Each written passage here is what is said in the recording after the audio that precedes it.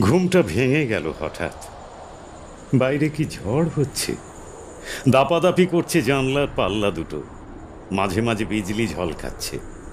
ফের শুয়ে পড়তে গিয়ে সেই বিদ্যুতের ছটফটে আলোয় মনে হলো ঘরের মধ্যে যেন হামা দিচ্ছে কেউ। কে ওখানে? কে?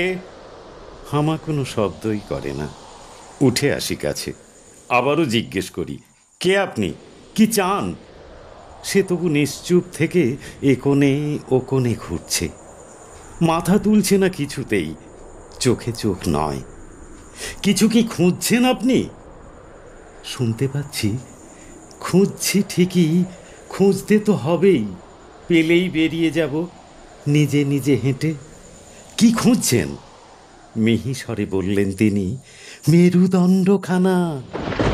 সেই মুহূর্তে বিদ্যুৎ ঝলকালো ফের। চমকে উঠে দেখি, একা নয়, বহু বহুজন একই খোঁজে হামা দিচ্ছে, এ কোণে ও কোণে, ঘর জুড়ে।